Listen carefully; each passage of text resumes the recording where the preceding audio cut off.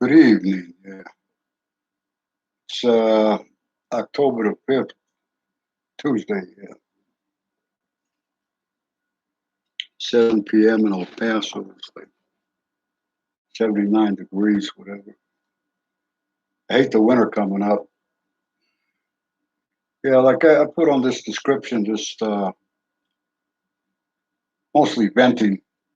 I'm just trying this kind of for myself therapy.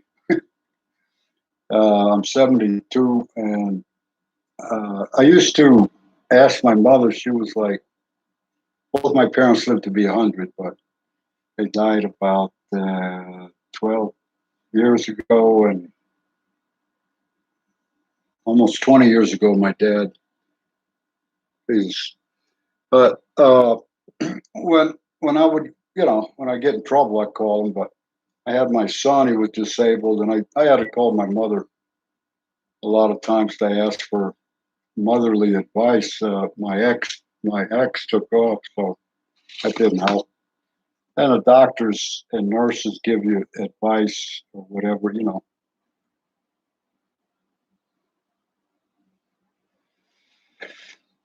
Uh, I think that's where a family comes in. If you got a family, be grateful. Just someone to share, or a girlfriend or something. I almost give up the last couple of women I had. Forget about it. That I just, I mean, I'm no saint. I'm no prince. Uh, I do the best I can with what I got. Try to pay the bills. That's my priority. Keep my business running. Got 15 years, and it's kind of starting to pay off now. I was listening to somebody. They said, "Well, when you work a lot, it comes back to you, and you start feeling better about yourself." Uh, it's a rat race out here. The bills, everything. I quit going for the good stuff because you can't afford it. Or I was just thinking, I hadn't thought about this since the '70s. There's an old saying. I'm fixing my '68 Cadillac. There's an old saying: ass, gas, nobody rides for free. Uh, if a guy got a car, and a girl, oh, can you run me over here? Well, you gotta give something up there, sweetheart. I guess I don't know if it nowadays. I guess it's not appropriate, but that's the way it was to so many guys. I mean, I look back and I say, no, that was just me and a few other guys. I don't know. There's a lot of if you have the attitude to help people. I don't know. Part of that comes with when you get older, when you mature. I try to help, and I tell people on the streets because they look at you like I'm not Popcorn Willie. Uh, I'm not. I'm not Rockefeller. I got a buck or two that I work for. Now I don't know. In AA, they say, well, you got a shit magnet up here because you attract certain types of people, and I don't know. Driving a truck, some of these military guys, mostly older, I'm saying around 50, something like that, 45, 50, 55 years old, 60 years old. I say, there's some guys out there panhandling or whatever. And I say, a lot of time, so many times it's drug addicts are trying to get money for drugs. They don't give a shit. They'll come up and ask. Hey, they don't care. So the older guy said, oh, well, this guy was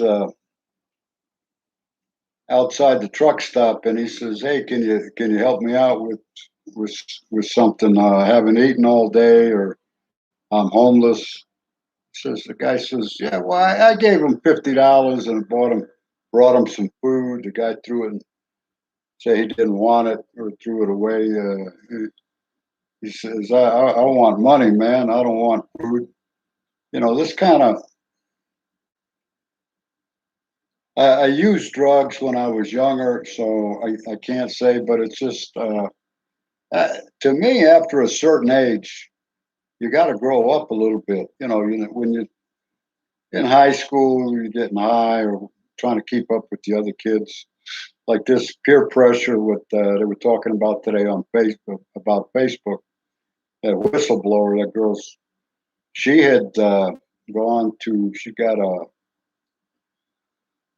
I think it was a bachelor's degree in computer science, which I think you ought to either learn on your own. It's a pain in the butt. I tried when I was a stay-at-home dad. But if you go to college for, I don't know, 6 months, a year, couple of years, learn everything about computers. You're going to get a good job. And anyhow, she'd done that and got I think a master's where she had a master's in computer science and graduated, had got a bachelor's degree from Harvard, something like that. But Harvard, Jesus Christ. And I'm looking at her, and she's talking today to Congress, and she was, she had something on her mind. Want to tell you what Facebook's doing and where it's not good for the teenagers, the kids, like 12 to 16, and that they're trying to get a platform to get the kids under 12 basically hooked on likes and whatnot. Or you go to school, you're 13, 14. Yeah, I got 200. I got 2,000 likes last night. Oh, you're cool. How many did you get? I only got 10. We're not gonna. You can't hang out with us. This kind of stuff. It's the new generation, and they were telling the parents need to sort of take back because they don't know about the computer, or for God's sakes, you can't watch your kid every second of the day. All you can do is try your best to have them in school.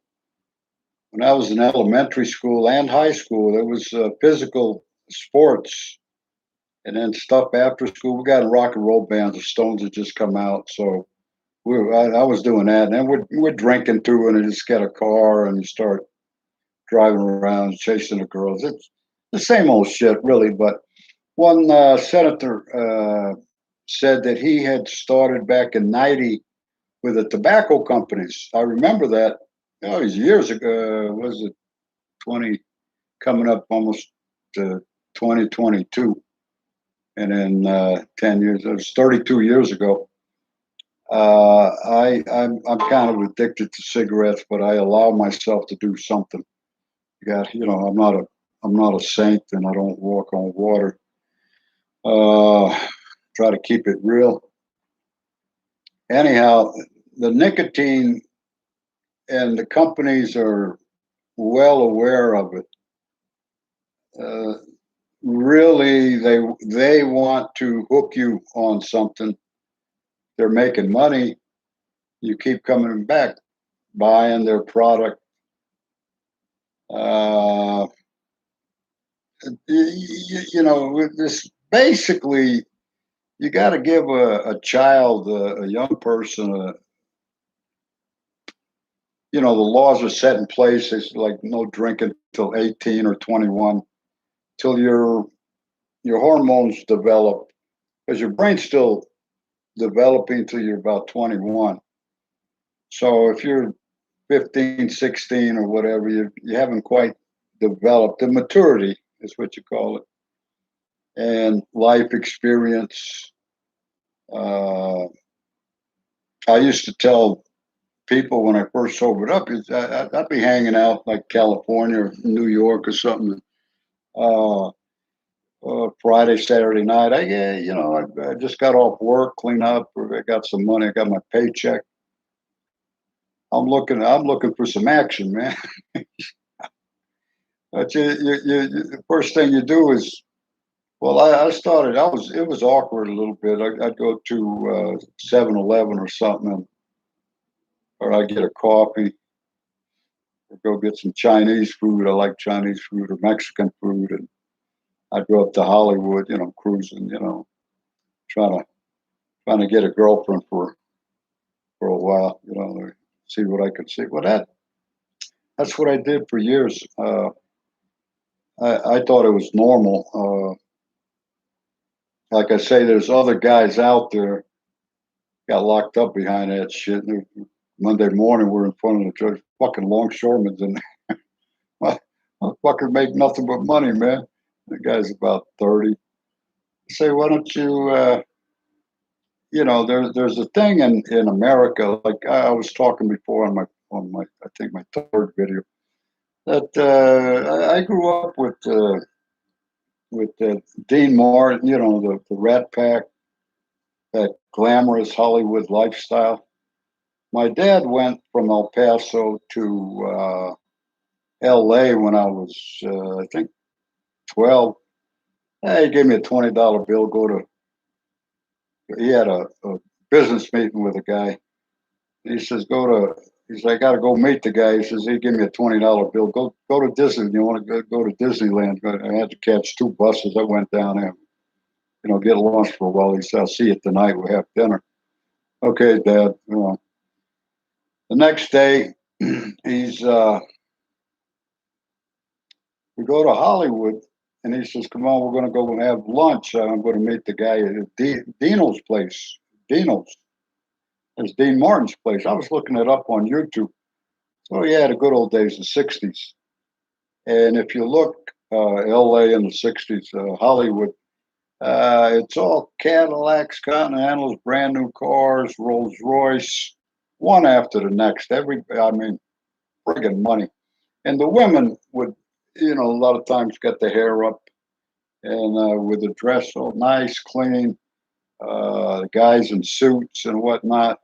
It was that kind of American dream. In the movies, Fred Astaire, and I got tuxedos, and the girls are dancing, looking good, plus perfume and all. But they're drinking, they're having a cocktail, hard booze, and lighting up. But a guy would light the lady's cigarette.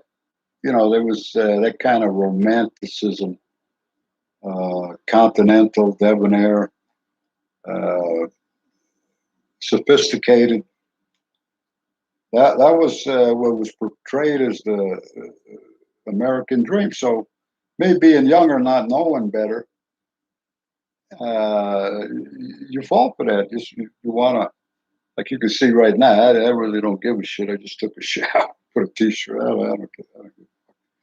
But I was going to try to make a video. I'm playing the guitar. I was going to try to in memory of Buddy Holly. I'm not that great, but I says, you know what? I'm not doing nothing. I'm single. I'm by myself. Just try to relax and do things that I always wanted to do. Usually never had the money for it. There's a whole lot of factors involved, but get some dress shoes. I'm in El Paso. There's some of the Mexicans they like the oldies.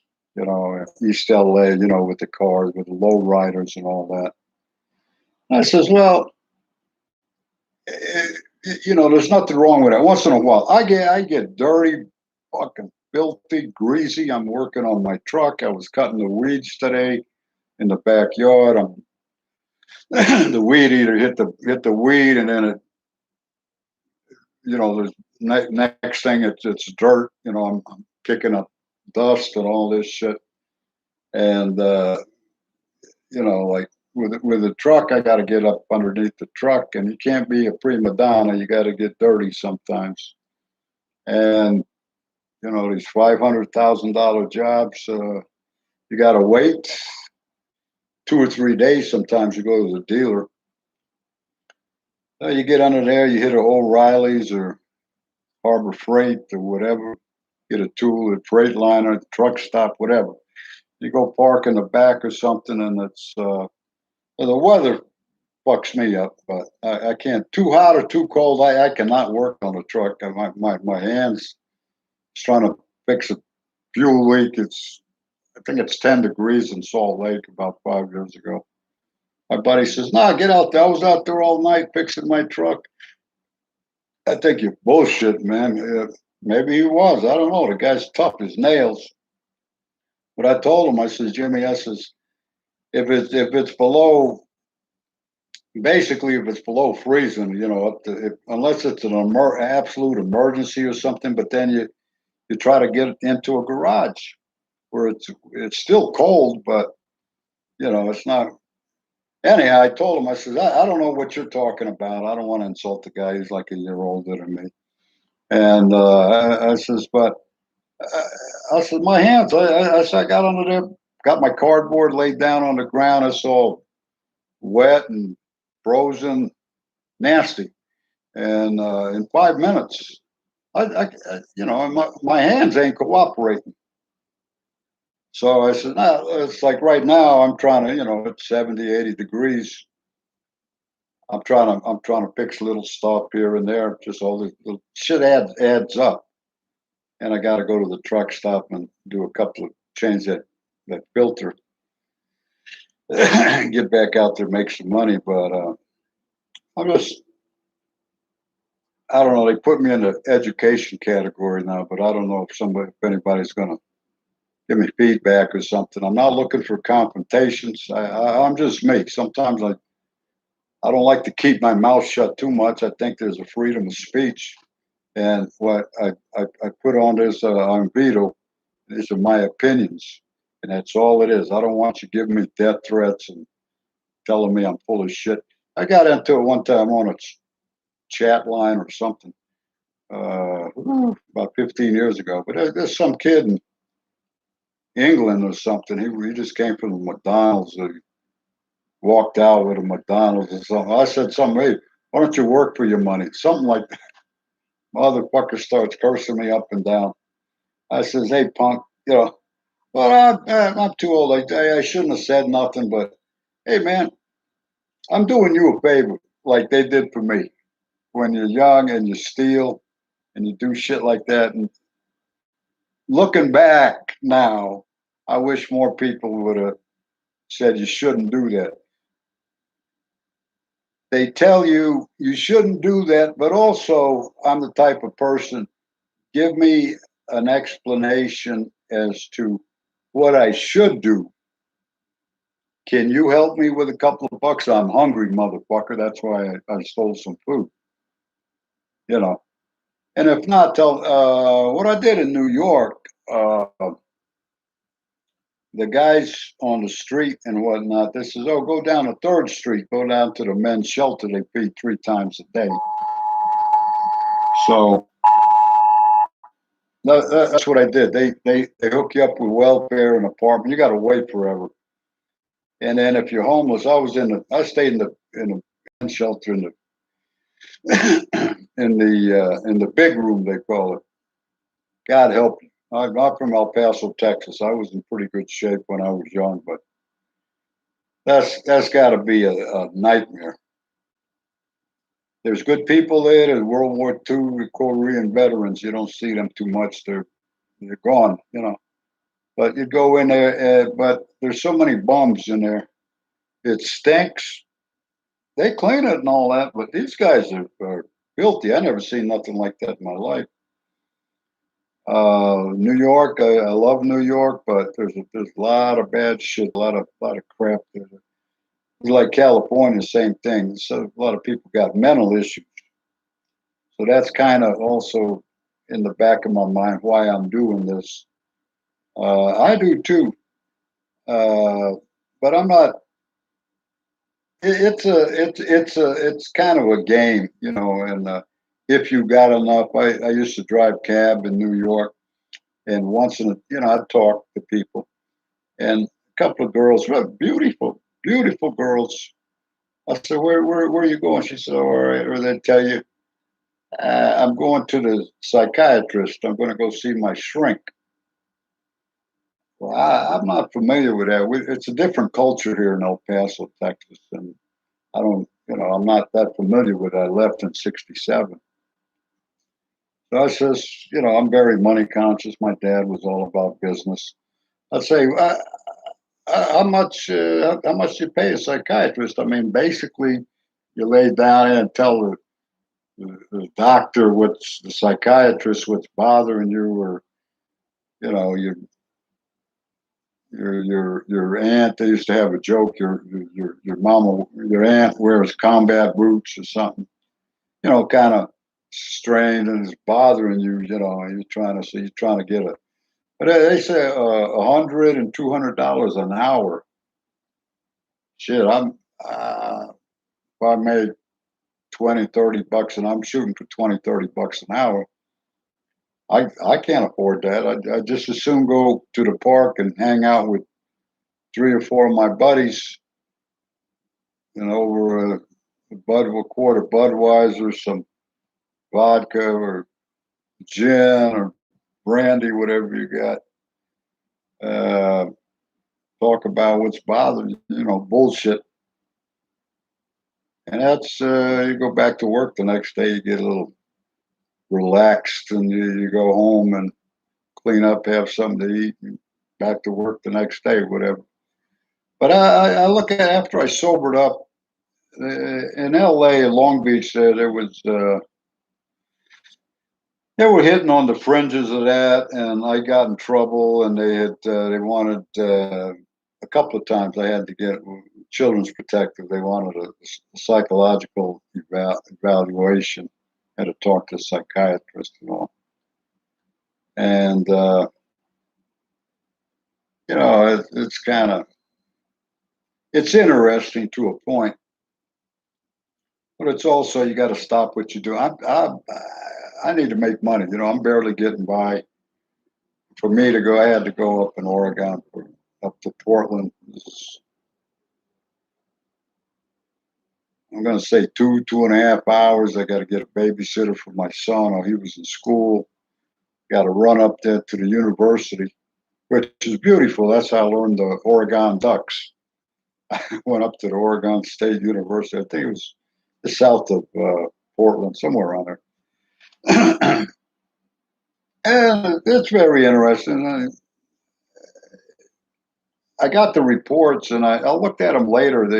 They broke in the house. They threw all the paperwork on the ground. I had it there in the living room, and I picked it up, and I said, "What's this?" That's like been about 15, 20 years, about 15 years. Picked it up, and I read it for a while. I hadn't even thought about it. I'm busy. I was taking care of my kid. I got my truck business started, and I'm looking at it. It's a schizophrenic. I got a lady friend that's uh, got mental issues also. We talk. Uh, I think she's a little more tuned into it than I am. So, just to get a little feedback, uh, to learn what to look for, stuff that bothers you. I pray a lot, but I believe, and I sometimes kind of bump heads because I feel that you got to ask, like the AA program says, you ask God to direct your footsteps, but God helps those who help themselves. And to me, I'm not sure why, but the way I look at myself to live life is trying to understand. Like I do mechanics. Uh, I need to understand something so that I can take that approach to when I am going to do something that I've never done before or that I haven't been doing right, and I need to go back to square one to learn what's going on with the car. That's been Jesus Christ, man. I started when I was 14. Number one, you get a used car because you can't afford a new car.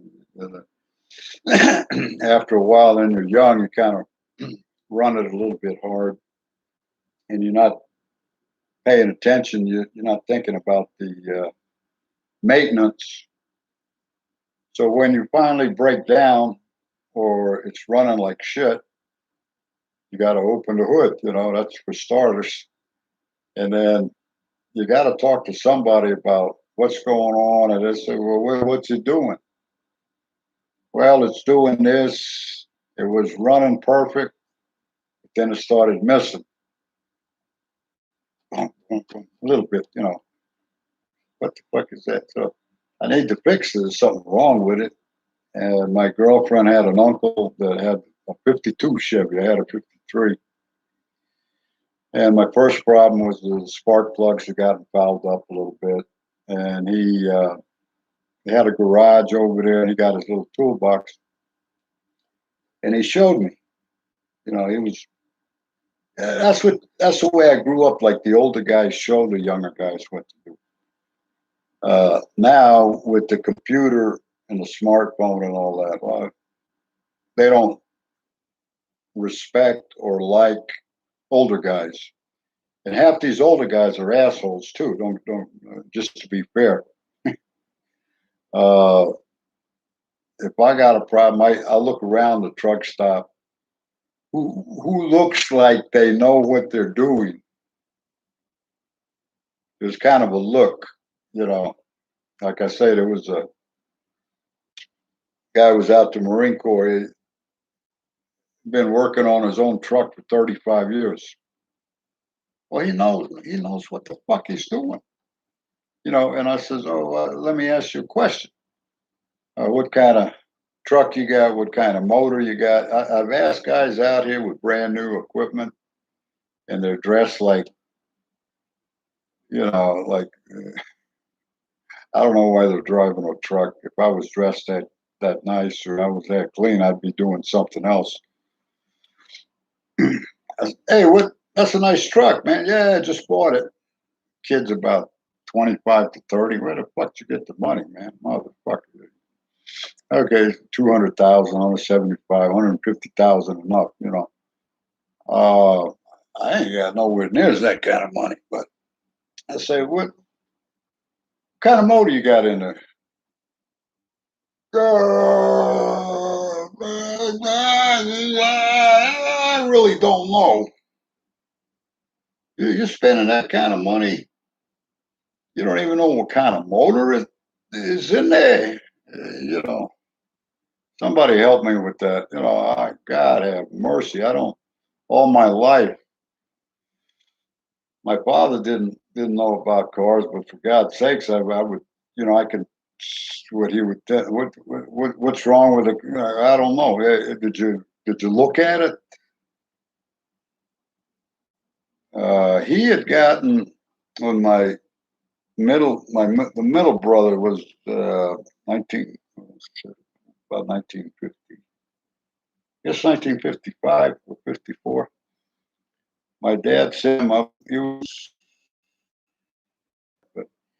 He had sent him to Detroit. I guess my dad had ordered a 55 Chevy Oldsmobile.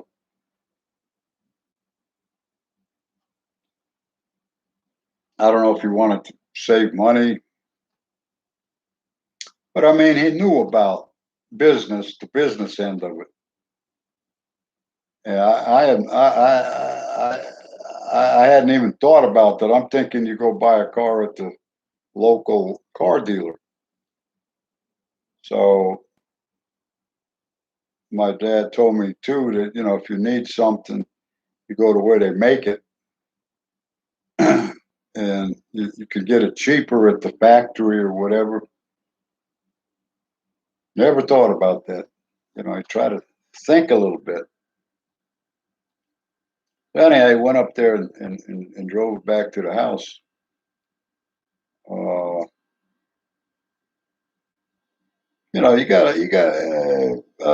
to me, what I learned in New York on the streets, I hung out with a lot of black people, and they say, well, he must have it like that.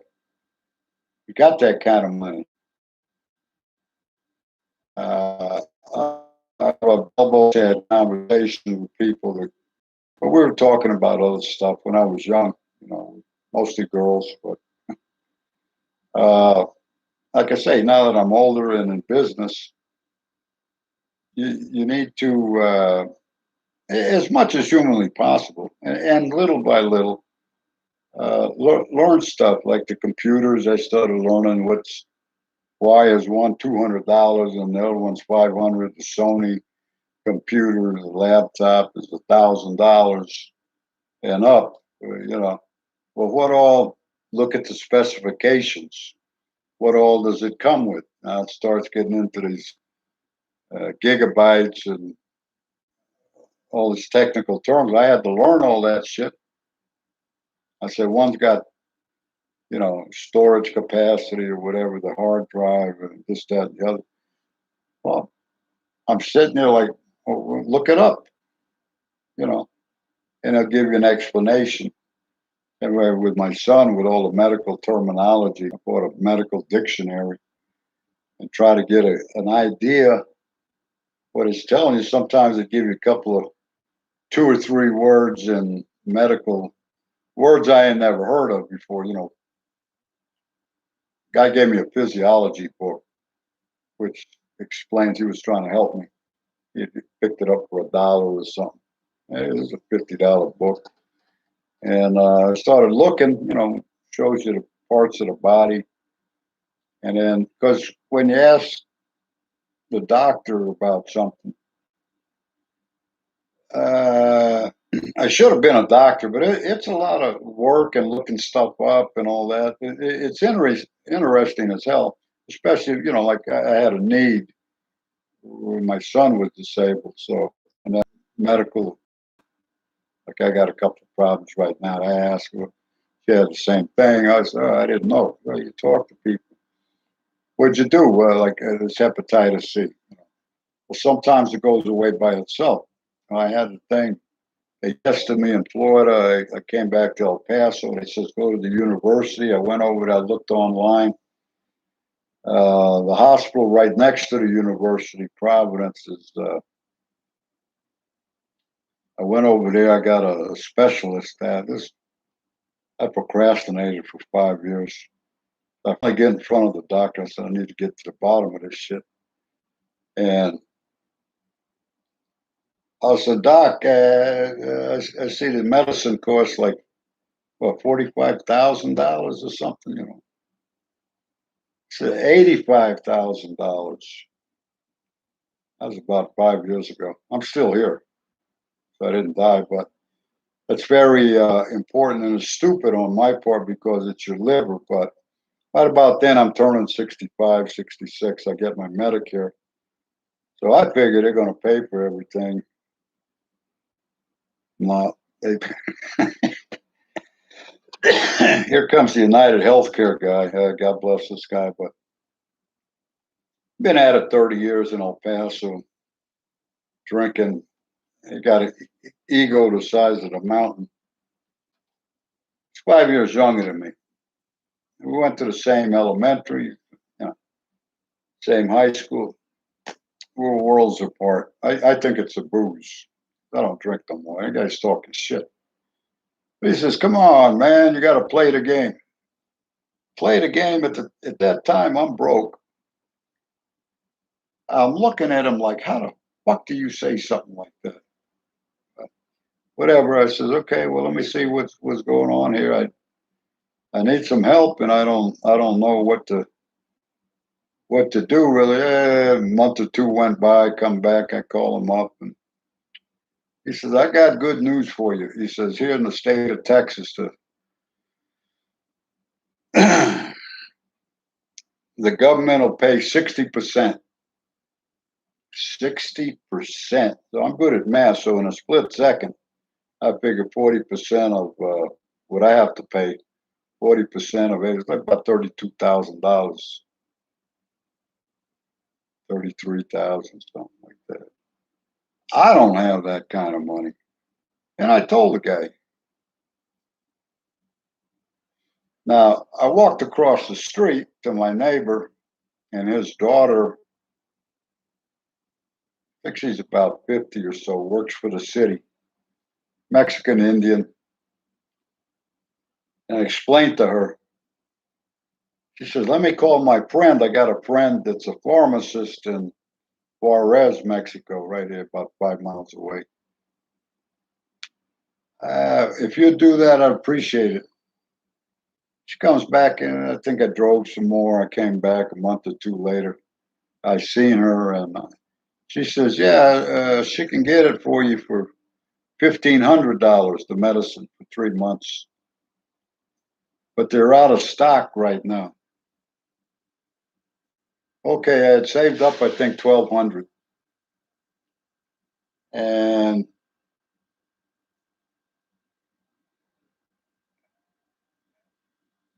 they were out of stock. So I said, I gotta go. I gotta go make some more money, whatever. Fix a truck. There goes that 1,200. That's not much. But I started looking up. So after about 3 years, they came out with a new medicine. The medicine will halfway kill you, and the side effects. They won't let you drive a truck. Harvoni, that's the new medicine or whatever, or the old medicine.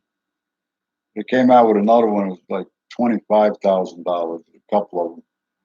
Or there's the generic brands.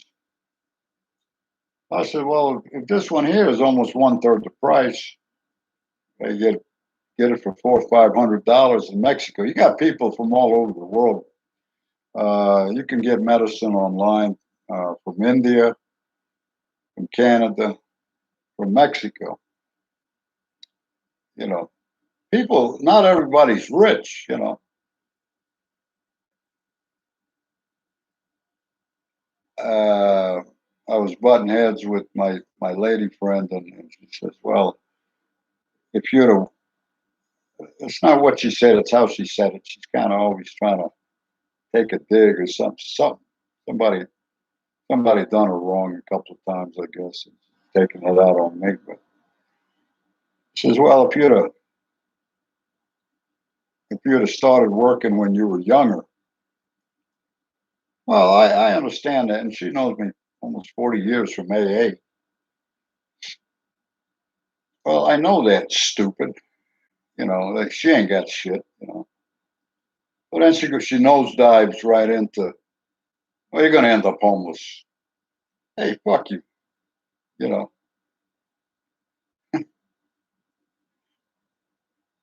I don't appreciate that. I guess she was trying to be funny, but uh, every time I get serious about business, she just, Jesus Christ. And she's right about that. But like when I first started this video, I said that I believe in Jesus Christ and I ask for help. And a lot of times it calms me down because God will provide. My mother used to say that. I used to hate it. God will provide. And my dad's a business guy. Your mother says that. What do you know? I go to work every fucking day. I pay all the bills. Oh. So it's not, it's not just God or God provided her with a man that worked and paid the bills, so it gets kind of, it be like that sometimes. Well, my mom and dad was always arguing. I think that's one reason I have some issues.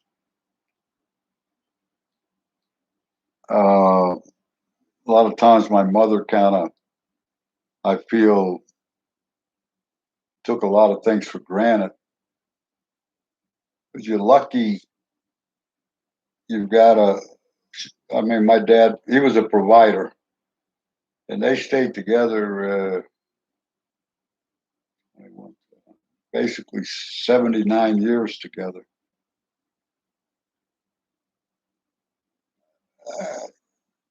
I can't even get my head around that. I was born in '49, and depending on how you look at it, I try to. In New York, they used to have in a newspaper the old Italian guys, him and his wife are celebrating 50, 60 years together, and he bought her some flower rose or something, and I took a picture of that. And I said, "Oh, that's beautiful." And then I think it's kind of rare. When you go out to LA, the bus stops, uh, El Paso, Juarez used to, in the 60s, the movie stars would come over here to Juarez. They'd cross the border to get a 1 day divorce. I don't know if it was legal in the United States. I'm not sure how that worked, but in the 80s in LA, the bus stops would say $79 for a simple divorce.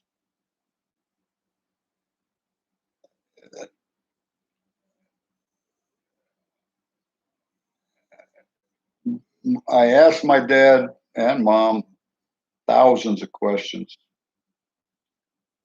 My mom separated from my dad. I guess I didn't even realize it. Like 25 years, she came back to him. She was looking out for me, probably a little too much, but she came back and she liked California. Her mother was over there and stuff. I mean, California is nice if you can afford it. Uh, we're sitting at the, at the dining room, the kitchen table, having something to eat. This is from '67. I think it was 2005. And I said, I can't. I said, I think I said something like, I can't believe you all have been married so friggin' long, you know. And my mom says, oh, yeah, it's been 60, been 70 years. It's right around. I mean, it was, to me, mind boggling. Uh, and my dad, he's eating, he's got to eat.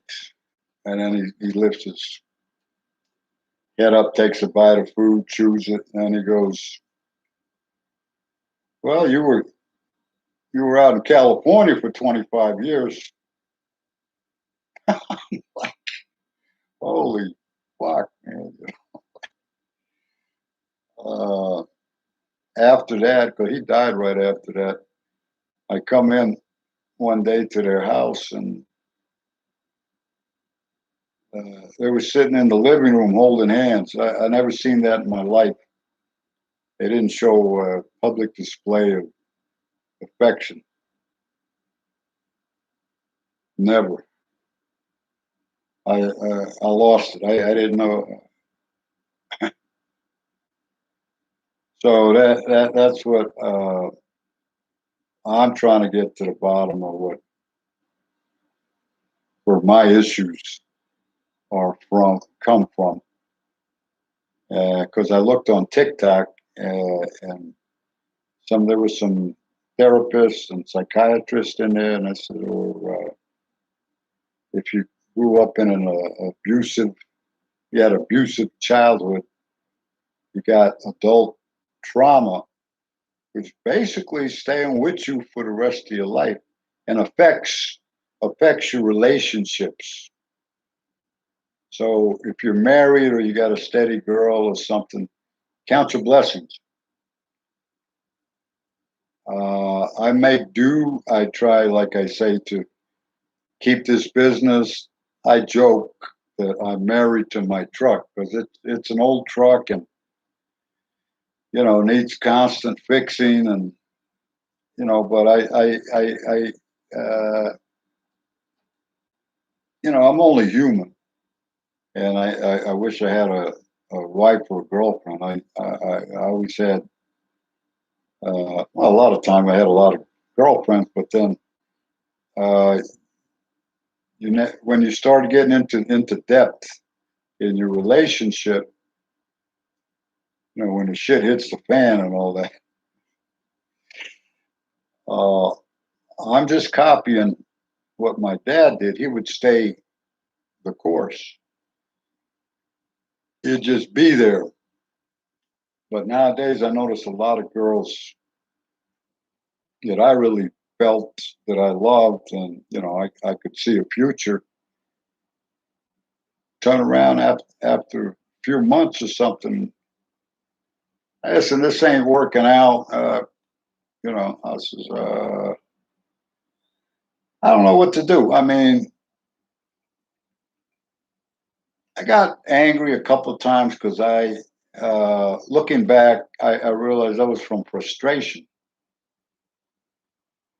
And nobody likes to look at themselves. But I'm trying to do that if you really want to fix yourself or the way you deal with people, the way you deal with life. You have to make some changes. There's help available, and there's stuff you can do. Like I went to court in Oregon. I was second time they took my son from me. I was there, and the bureaucrats were already in the jury box in front of the judge. You know, suit and tie motherfuckers. It's not just a suit and tie. I mean, you know, I look at Frank Sinatra puts a suit on. Hey, I got no problems with these people here. I think they hide behind that shit. I don't fully understand it. But anyhow, I was getting nervous in that scenario. Now, this is also different for me because I've been locked up a bunch of times, and this ain't. I hate to say it, you know, I'm almost comfortable in a misdemeanor, a criminal court, and I look at myself now. Why they'll ask you in jail sometimes? Uh, how did you end up in here? Or, you know, and like I say, I got 43 years clean and sober by the grace of God. Where you can talk. Hopefully, somebody's listening. And maybe it can give you some advice. Some good people that have some experience with this sort of thing, like a counselor or therapy, psychiatrist, whatever. If you got a good friend, that helps. You know, to talk over the little things is to, well, that, like a lot of times they say, that's on you. That's you. And like I say, I got too much time when I drive the truck to think, but I think about stuff, and I got, I don't know how I got into blaming other people, but that's a quick and easy cop out. No, it wasn't me. This guy's an asshole.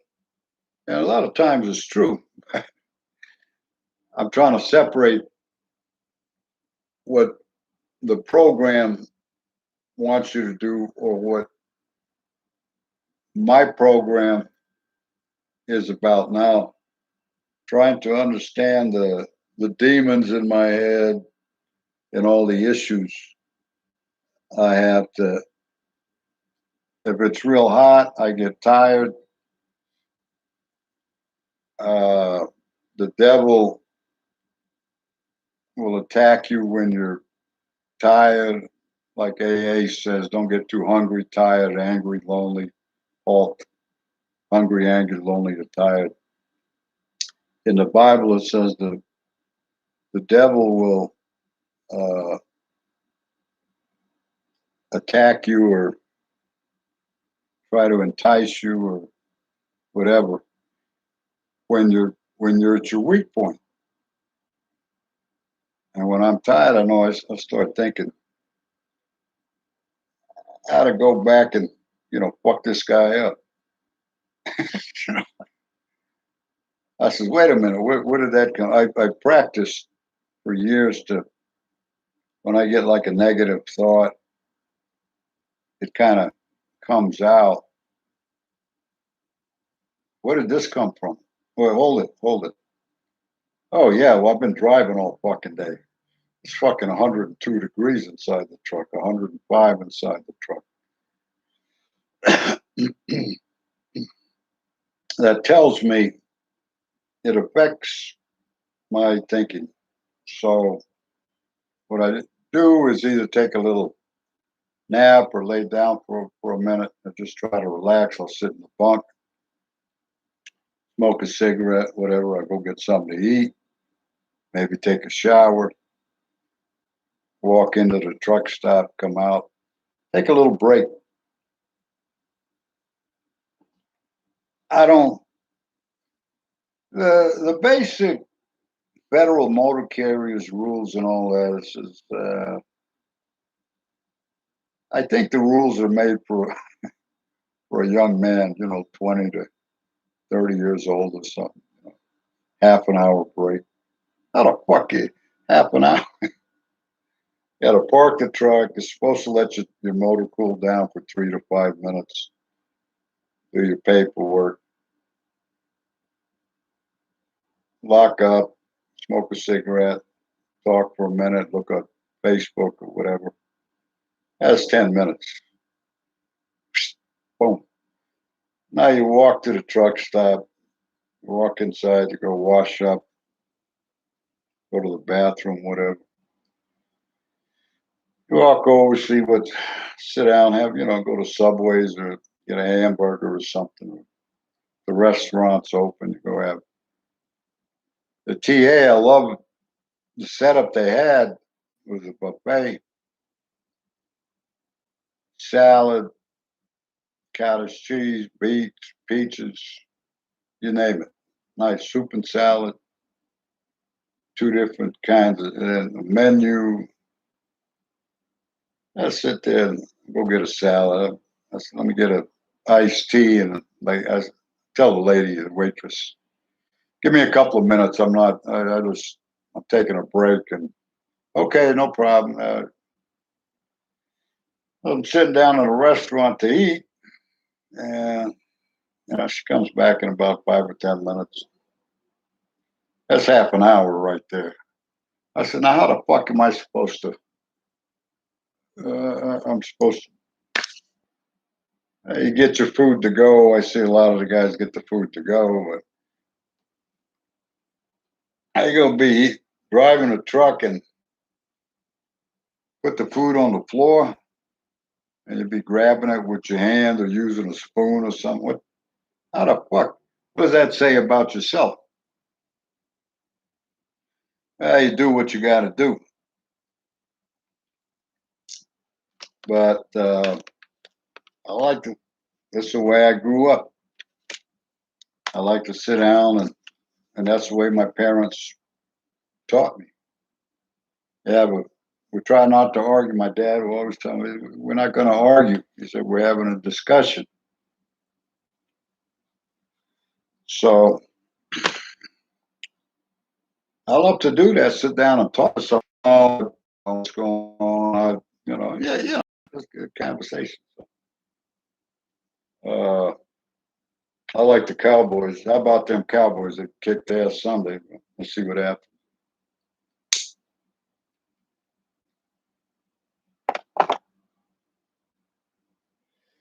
I was going about 5 years ago, I think from El Paso. Yeah, go up to Jersey, about an hour and a half outside New York. Johnson and Johnson got medical supplies, something or the other. Light load. Okay. I think 3.5, 4 days, went 4.5 days to get there. 2,500, 2,600 miles or something.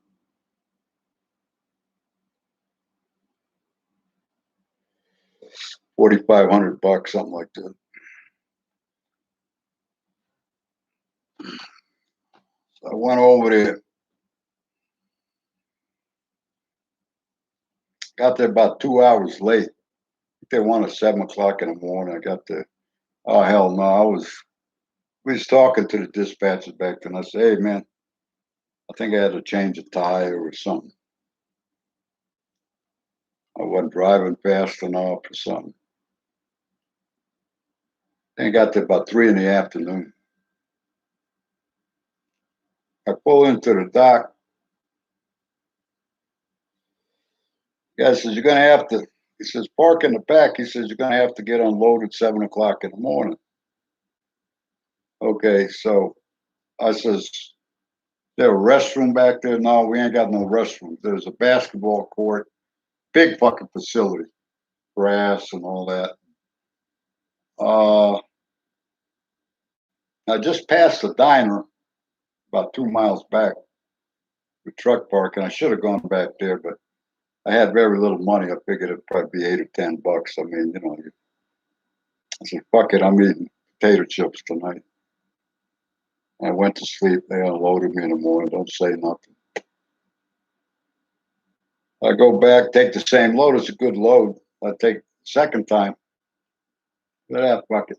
I didn't figure. I talked to the dispatcher. What happened? He says, "Nah, they got there about 3 o'clock in the afternoon, which is normal for 99% of businesses. But not nowadays. The last 8 or 10 years, it's you got to be there at your appointment time. Before that, they didn't have it. They give you a rough appointment, but you get there when you get there. And usually the guys that unload you, it's not a problem. But now they get all picky. So anyhow, so I figured this is Johnson and Johnson. Jesus Christ, that's an age-old company. And the guys there in charge, they look like they didn't give a shit. Been there 30 years, they don't give you know. So the second trip over there, I stopped at London, Ohio on the 80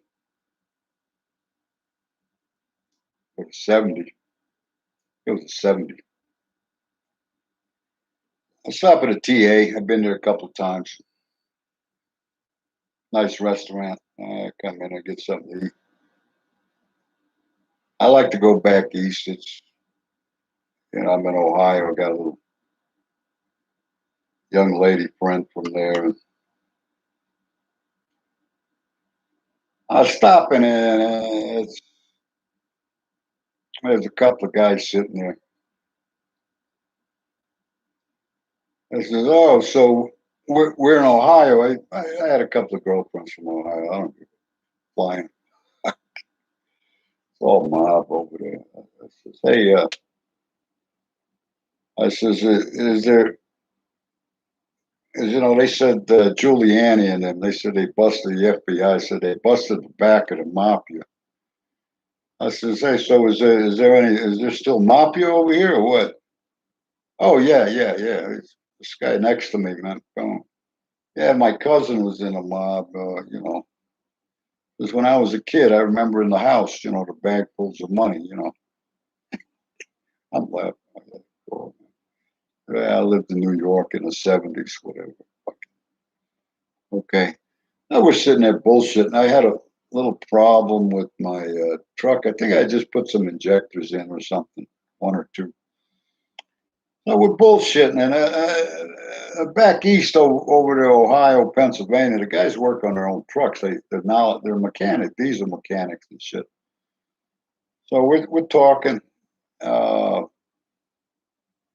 he's explaining to me some shit, which helped. I appreciate that. Anyhow, there goes a fucking hour. We sit there, eat, have some tea, coffee, whatever. So I still had to go a couple more hours. So I get out there and there's a shop, and I look at my tractor. I put the lights on real quick. There's a little red tail light on a tractor went out on one side. Lasts about 5 years, 4 or 5 years. $5. You got to unhook it from the plug, the connector that goes in the lens. And I walked into the shop. I had been in there. They took care of me also a year or two before. So I went in there and I grabbed a lens.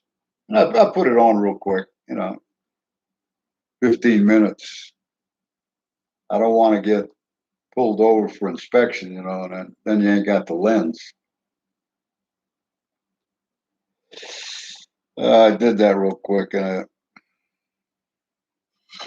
I look at the time. I look at my watch. It's 3 o'clock in the afternoon in Ohio, and I got to be there like 7 o'clock in the morning.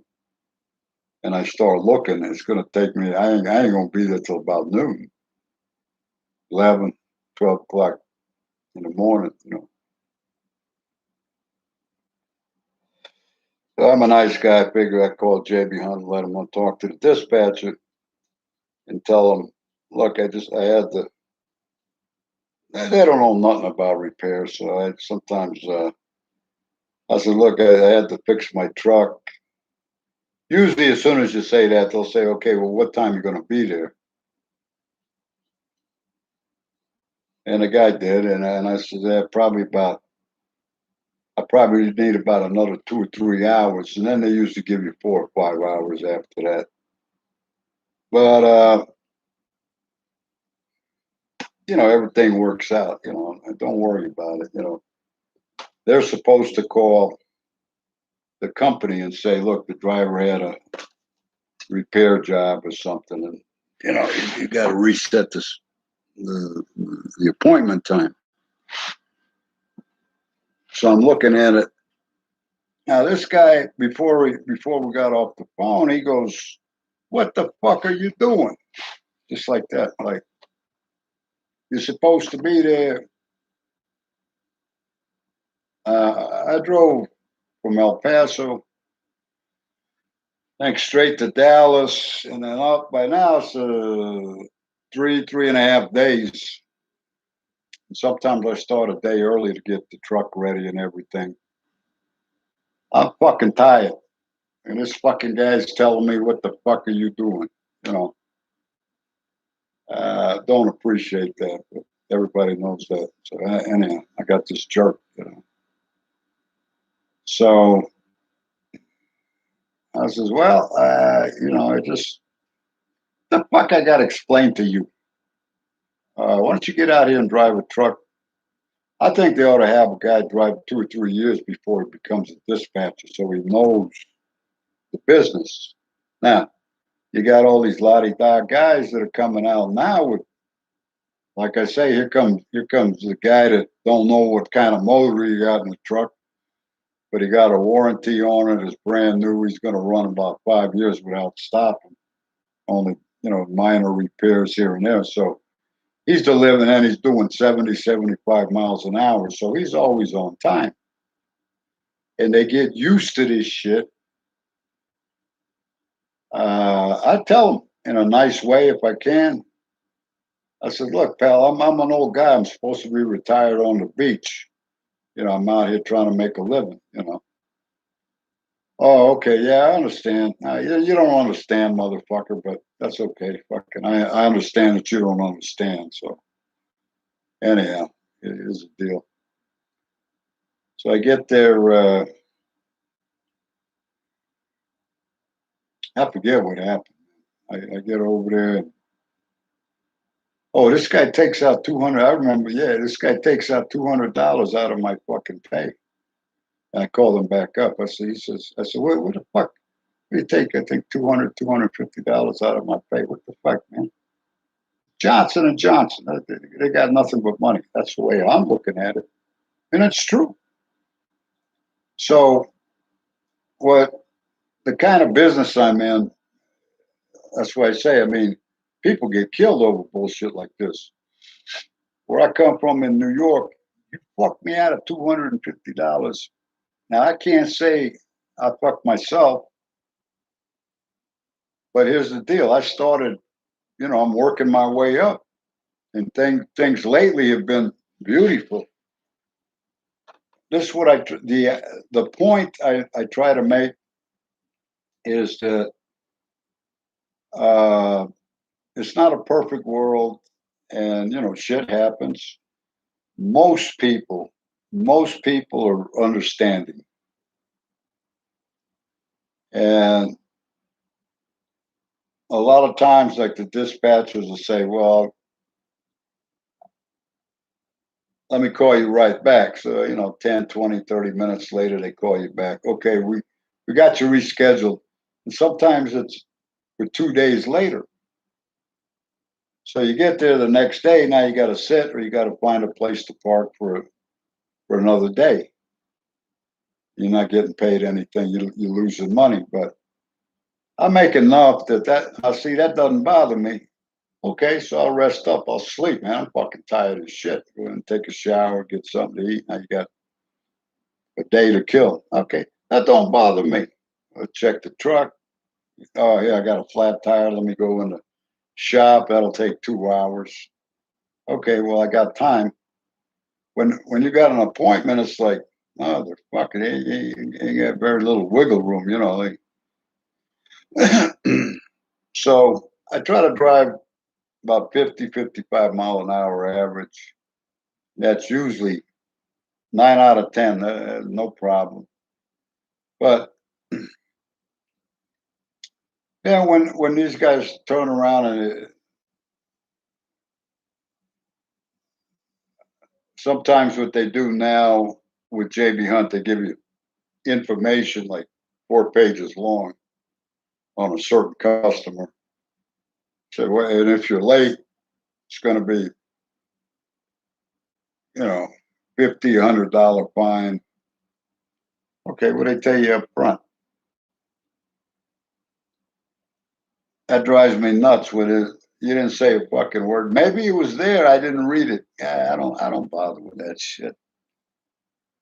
'Cause I've been out there for probably too long. But when I call a guy back, and if it was me, because I'm thinking about being a broker, yeah, I talk to the drivers, and I says, well, I would tell a guy, listen, it's in the contract, and I'm sorry for you, but the company JB Hunt uh, has established this policy, so don't blame me and don't curse me out because I had nothing to do with it, you know.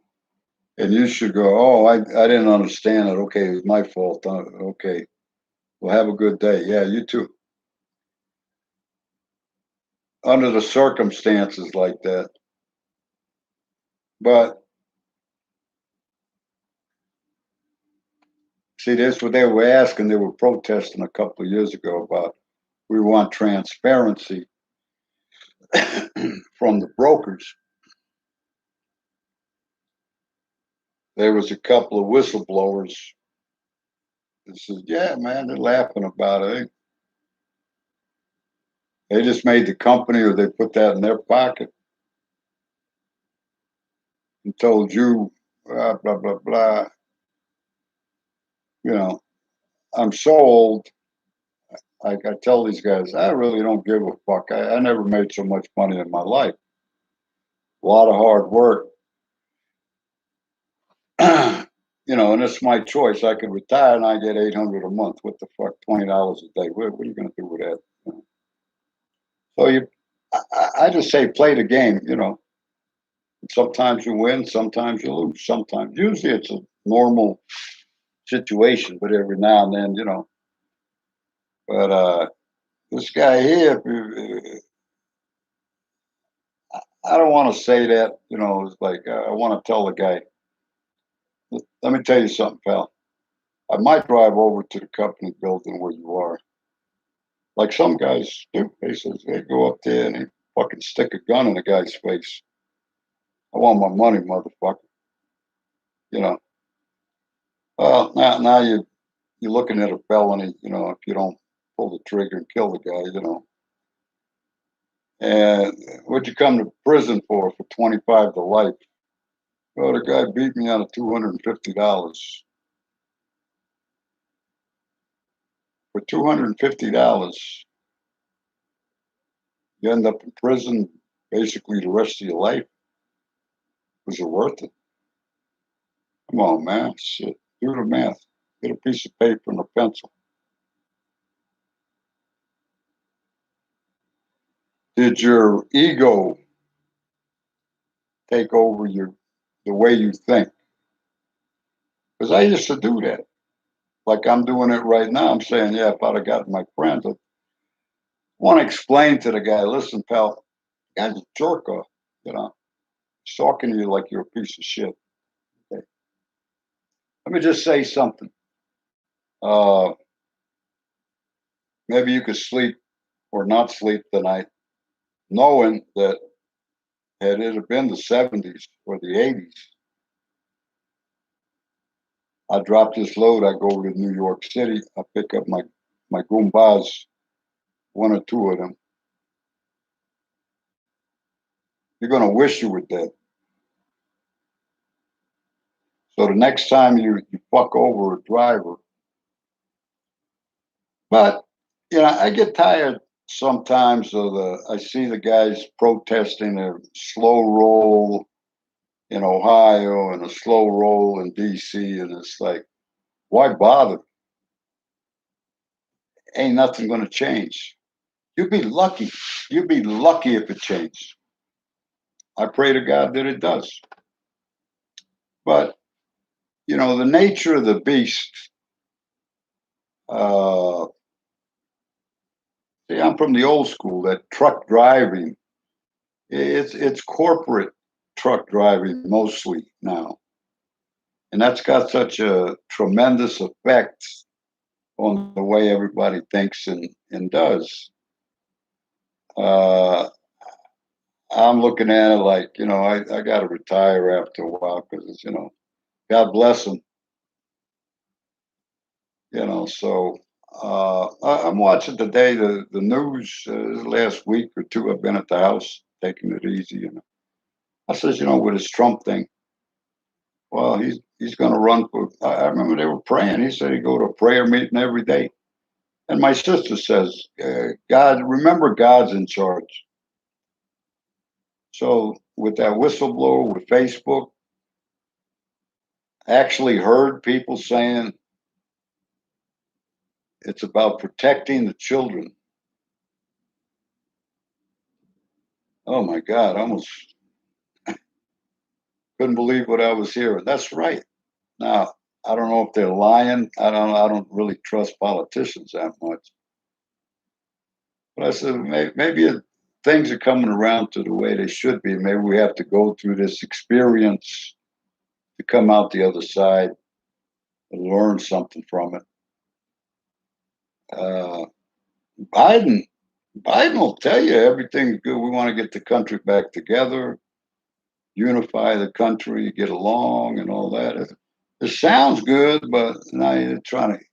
That fucking infrastructure bill is fucking 35,000 pages or some incredible amount of paperwork like this. I can't even get my hands on the screen there. Who the fuck is going to read? And then they don't want to let you know what's in it till they pass the reconciliation bill. So that's $3.5 trillion and $1.5 trillion over 10 years. Like, we're going inflation. We're going to go deeper in debt. It's going to be more inflation. You're going to end up taxing the working guy.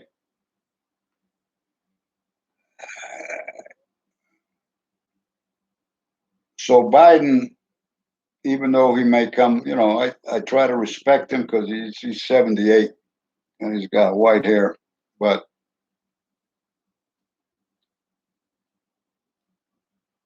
the guy's not 100% to be polite. But I try to listen to him. He's got to be been in there 50 years. I'm giving him the benefit of the doubt, but they keep coming back every day with he lied on this, he lied on that, he lied with the other. He said this 40 years ago. Now he's saying that. Well, that's politics. It ain't nothing new. Let's try to make the best of it. This border crisis is insane. Uh, that's that socialist agenda.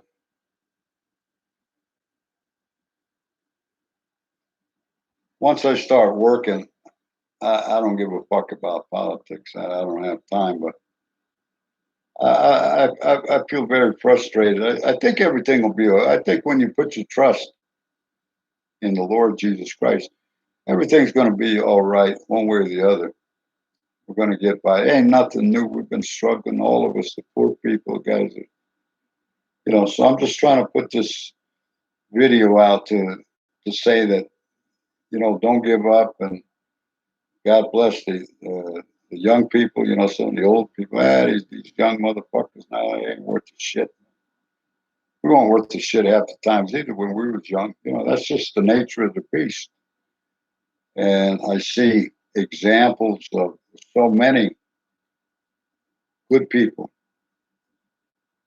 Uh, the quarterback from the L.A. Chargers now said when he was 9, he wrote down. They just found a picture in that letter he wrote.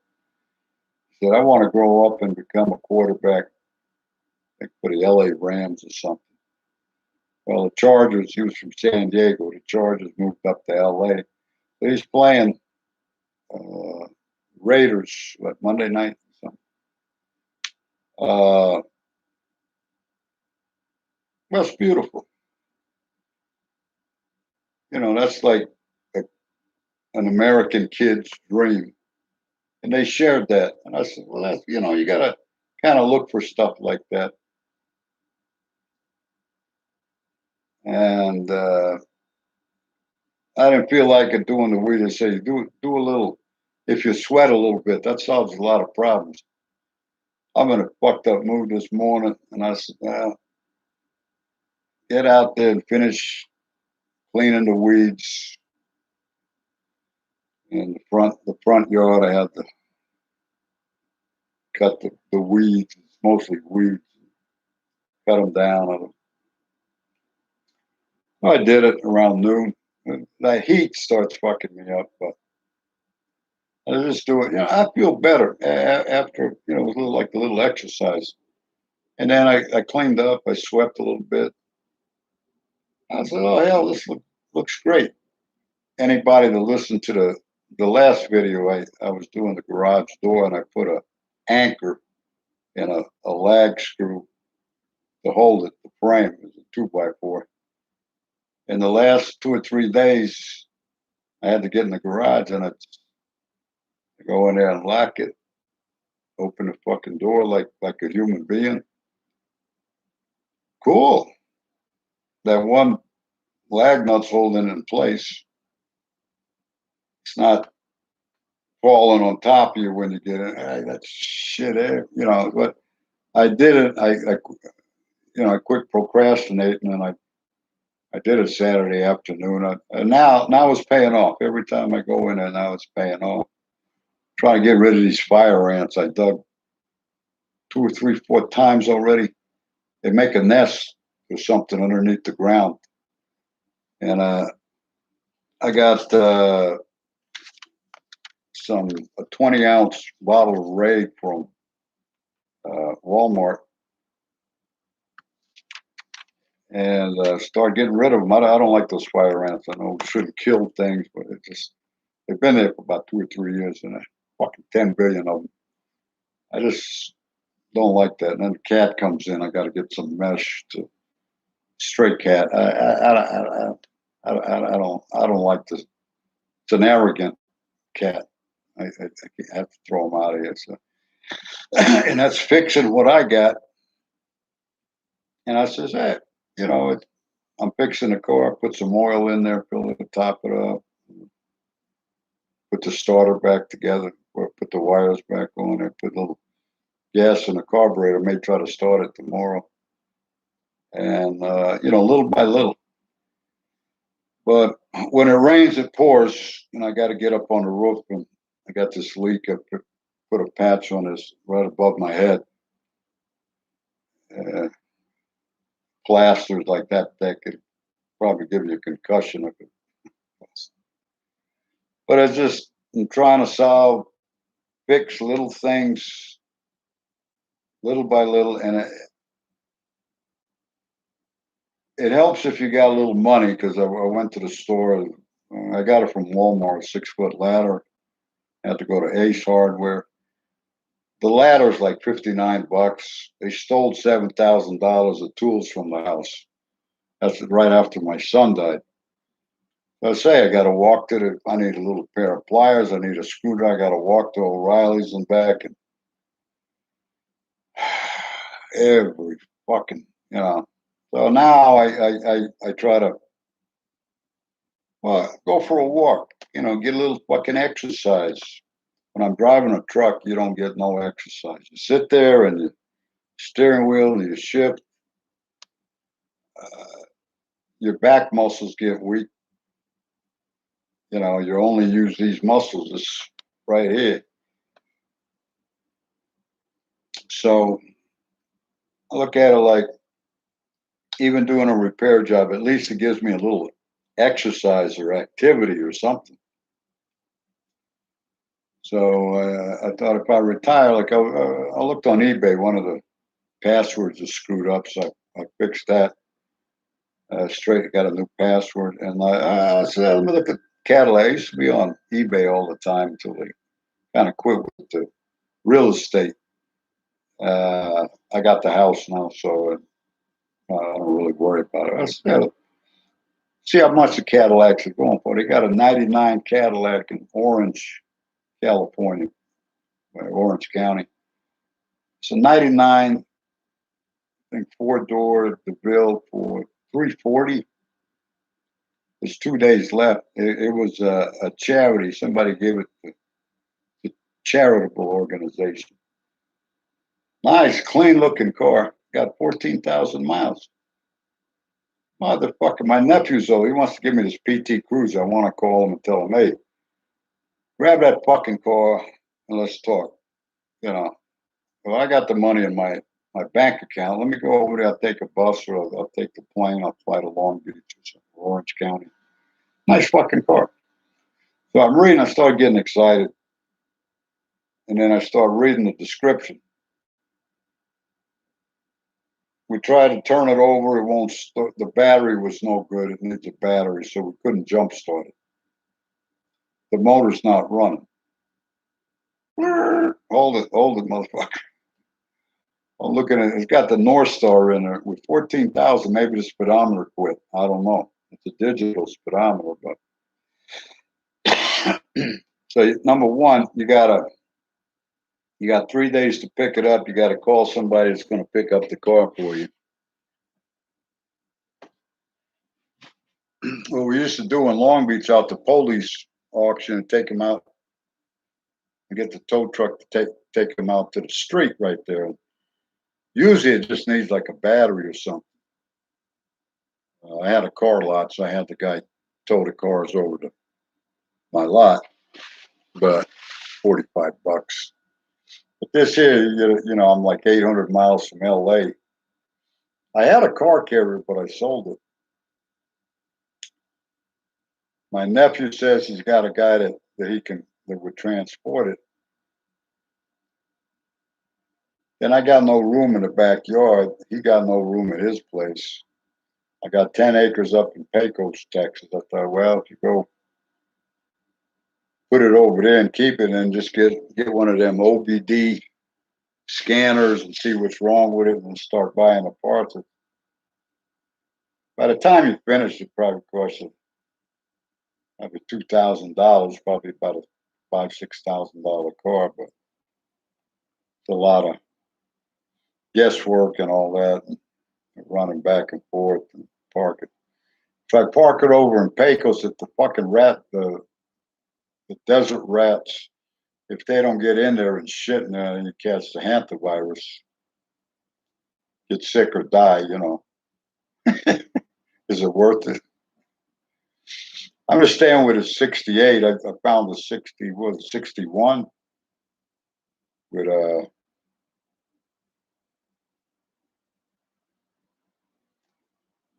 like a what's got a 368, I think. Little V8. Add a little bit of primer on the car, you know, a couple of rust spots, but the lines on it are cool. It's got the little fins in the back, the little ones with the tail light in the back, and then two round tail lights. And I'm thinking, shit, go online, put them bullet tail lights. That's like California back in the '60s, you know. Customize it, whatever. I thought that looked cool as fuck. And the guy's asking, "What the fuck you want for 1,500, something like that?" Said it's running. That's a cool car, you know. And he started looking. He got a 1940, 1941 Cadillac. Nice fucking paint job, black. They had got a beat up '56 limo Cadillac. Not running. And call that Vice Grip guy. Vice Grip Garage. You get it running. There's a 12 volt. I show you a picture of the motor. That's a 12 volt. I had a 49 Cadillac with a 6 volt. So you got to find a 6 volt battery or convert it, get an alternator, put it on there. Probably need a different adapter bracket for an alternator. And then one of them, I seen one of them that it was the '60s or '50s. It was a '60s Cadillac. He says, "Well, the motor's knocking. Motor's fucking knocking. What? That's a big project. Now you got to put another motor in there." The other guy had a nice Cadillac where you got a 502 rebuilt motor on it, but you're going to have to put it in there or take it with you, get a trailer, tow it. That's going to cost you. So I says to myself, just get off eBay. You came here to see what you wanted to see. I says, but you know what? It's been a while. I got away from that. And because I love cars, I love old cars. But something just came over me and it says, you know what? Just maybe try to start up the car tomorrow and see if my little repair job didn't solve the problem. If not, what do I have to do to complete the project? It's a project. But everything's shaping up. And I says, hey, Lord, help me get out of this situation or learn from it. I says, working on this old Cadillac, I'm looking at these other Cadillacs, all you want. Yeah, a lot of them, under 3 or 4 thousand. A little bit of fixing, man, you can get you a nice. I love the body on that '61 Cadillac. You get it running, but you got to watch it. It's not too fucked up because you're going to end up paying for it, paying to get it towed, and I got it towed up to Pecos. That's 200 miles from here to go work on it every so often. By the time by the time you get done, it's 5 or 6 grand. See, you can get something that looks pretty decent. It's running for 5 or 6 grand or 10 grand. I says, if I leave tomorrow and do 3 or 4 runs in a month, I got 7, 8 grand. I said, why don't you try to get that 10 grand? Buy something that's already running or something. Well, I'm fixing the car I got. Fuck it. I already made up my mind. But yeah, well, I started spray painting. Then they stole all my shit. I got a motorcycle I need to get running. Spray painted the fender just to challenge myself, just to do it.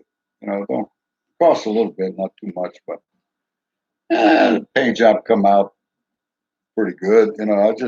But you did it. It was a feeling. My dad told me that, but I never really understood it. So now I know what he was talking about. When you do it, it's hard to put into words. You just, oh yeah, I fucking did it. Not to brag and not to feed your ego, but your self confidence. feed yourself confidence. I did it. So now, like I sprayed the top of that Cadillac, it's held up. I got one or two rust spots, maybe three little tiny rust spots like this. Hey, I don't know where all my sandpaper went. Let's get a little. I got shit. I can clean that up in a minute, in a heartbeat, and just go back to the start. You know, you got a little hole there, a little rust spot. I mean, it's tiny, and just sand it out about 2 inches on each side. You know, top, bottomless, and then what I used to do, get it with you start with about maybe 80 or 100 grit sandpaper, and then just a little area. Jesus Christ, it ain't much, and then go to 200 or 300 grit, smooth it out a little more, and then go up to about 800 grit, something like that. Make it nice and smooth, you know, and then just tape it off, a little square, and spray paint it. You know, I want to get another spray gun, but the compressor I got, it's old. It don't work that good. I was thinking of getting another compressor. Harbor Freight got the ones on wheels. I think they're about $400 or $500. Should do that and feel like it's not worth it because you're spending that $400 or $500 for a little. Got three different spots on the. What the fuck? Just get a $5 can of spray paint. You know, and then put some. You're supposed to. I was doing Hot Rod magazine back in the '60s, and you sand the whole area with like 1200 grit, something like that, real fine, and it kind of blends it in together, supposedly. Yeah, and then do a large area, and then you can hardly notice, and then put some wax on top of it, and then buff it out real good. Looks fucking great, you know. Just bought from Walmart a little. I think it's a 3 gallon vacuum. Want to vacuum out the Cadillac on the inside. It's dust in El Paso, fucking dust, man. It irritates the fuck out of me, but that's what I gotta deal with. So I just do it and clean it up. And start looking at it, come back in the morning or at night, you got the lights on, you can see the shine on the paint. That it does something to me, you know. And the chrome, it's old, but clean it up good. I looked at a cylinder head. I had two cylinder heads for that Cadillac. Fucking $9.99. Nice and clean and all that, but $9.99, motherfucker. What do you? Mine's still good. I get some of that $35 carburetor cleaner, real strong shit, a brush or something, or a wire brush, clean all that gunk out of there. But the thing to me, if it's got like same way with a truck, it's got, oh my God, you got oil over your fucking neck. Motherfucker, the thing's running like a champ. I did it. I don't give a fuck what it looks like. The thing's running, like I said yesterday. It's stuck out in the middle of nowhere. Fuck all that tire black and chrome rims and fucking aluminum rims, and you got hot rod flames on the motherfucker. Who gives a fuck? You're stuck. That that's what I don't like. I don't care what it looks like. I don't care what I look like. I don't want to get stuck out in the middle of nowhere and then just hand over your fucking money. You give it to the IRS or you give it to the mechanic. If you buy your parts, the repair book, you want to get a scanner or a OBD. I think they got an OBD now. I was looking about, I think last year. 100 something, $200. I need the 6-pin connector for the truck. You can use it on trucks too. I forgot about that. Yeah, I spend a couple of hundred and then play with it. I got a yellow light that comes on. Thing's been on there for 8 or 10 years. It don't keep the truck from running. It goes off sometimes and comes back. Like, who cares? It's making you money. And then I says, yeah, okay, I fuck with all the shit. I says, I think I need, like, with it, to learn, get, challenge myself and get past. Go spend a couple of $100, get that little scanner or whatever. Take it to the next level. That way, I think I'd get a hard on if I got on there and I said, oh, here's what's causing that yellow light, that check engine light. Hey, I got the motherfucker off. It was this. But I've gotten so used to just putting things out of my mind. Don't worry about it. But you can do that to a point. Now, I'm saying, hey, motherfucker, you procrastination. You need to, just for satisfaction, need to do that now just to satisfy myself. But that would require, go buy a fucking, oh yeah, I just lost 500 on the stock market today. Fucking go spend $200, get this little scanner, read the directions, play with it a couple of times, and see if you can get rid of it. You know, if you take a broad out, you're going to spend $200-300. You know what the fuck? You know, so this is it's a tax write-off, you know, and all that. I'm looking at Sammy the Bull and Michael Franzese on YouTube from Brooklyn, from mobsters. They paid the dues, turned to Christ, giving these videos. So, and I said, let me try something like that. But I know that there's with Sammy, he talked to. They're dealing with the FBI a lot. They're getting filed. They get to know the guys. And some of them are not bad guys. I met my buddy Jimmy there. He's a state highway patrol. And I know I say, well, my buddy Jimmy's from Pennsylvania. He's a state highway patrol. You could feel, you can sense that people, oh, you're talking to a cop.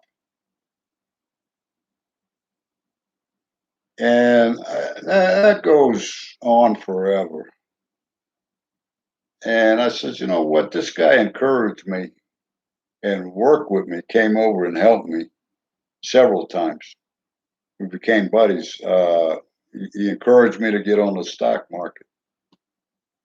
And he was with he had like the Blue Knights, because I was looking on YouTube, the Angels, the Mongols. They started warring a few years back in California. That was such a big thing back then when Sonny Barger started. It was a whole different deal.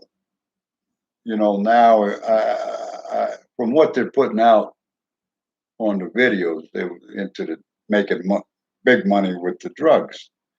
I never got into that. I don't really like it. I mean, if you grew up like that, and that floats your boat, you know, that go on with it, you know. I mean, that's you.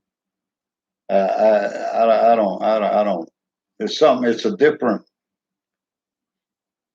feeling, you know. So I'm not. I'm trying to do. I'm old, you know, so I'm trying to do what pleases me while I still have some time left. If it's not illegal and it don't hurt nobody. I said if I see some of these guys with the repair shops on YouTube, and I say, like, you go, I'm going to show you how to take off your gas cap today. Well, he's got fucking lights and a lift and tool chest, and you name it. The wife's over there hollering at him.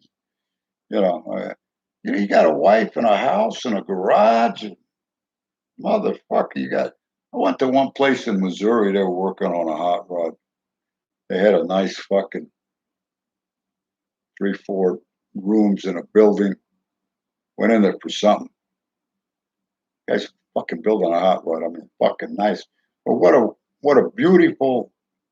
I'm trying to explain this to my fucking nephew and my family. We're lawyers. We're world renowned. Fuck. I'm thinking here. I called the city and all that. I says, I might make a carport for starters. Need to put down some cement. And I walked over to Ace Hardware 4 days ago, and I seen the corner house behind the bank. These young guys, they just put in a cement driveway. I says, Dad, of course, these guys are 25, 30 years old. God bless them. That's backbreaking shit, but they did it. I says, good for them. They did it I don't know if they did it themselves. They had it done, but I said, I'm going to start. When I was cutting these weeds in the backyard, I says, rake them and cut. Get rid of all this shit because you want to fucking, I want to put some cement down. And you exercise your muscles. It's not, I'm going to do a little bit at a time, maybe a quarter, it's got an 8x20. And line up, I'll order the shit. I get the shit online, those things. I did one in Oregon. It's a lot of work. 4 inches thick, get some rebar in there, tie it together, whatever. Little by little. I got to get the car running first to pull it out, to straighten it out because it's right where you want to put the driveway. But I'm thinking, or go make 7, 8 grand. I call the contractor that came over. He said, anytime you got the money, we're ready to go. Got some guys lined up. The cement is $3,000 minimum. Just it'd be 4 or 5,000. I thought, well, if I'm going to spend that kind of money, might as well make a carport, 2 parking spots, and put a awning on top, and let them put the poles in there. And then next year we could put some sheet metal walls on there, put a door in there, hang a couple of lights. You get the picture? Oh, yeah. So now I go out there to work. I just soon work at 10 o'clock at night. Hey, it's quiet. Get you over an hour or two, get yourself a cup of coffee or something. Fuck yeah, man. Put the radio on or something. Ah, yeah, you never. I got to do what. I started at Pecos property with 10 acres, but it just, I don't know, it's just not meant to be or something. So I said, like my dad said, well, you just fix whatever you got. You got to get a permit it's 120 from the city, and have these guys do the work for you. Just get it started. And then ask the guy at the city planning. You got to lay out some blueprints, simple or whatever. Just tell him what you're going to do. Oh, okay. He's going to tell you what you need to do. Oh, okay. So line everything up, and maybe by next spring,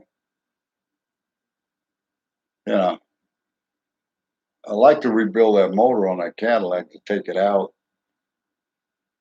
and rebuild it.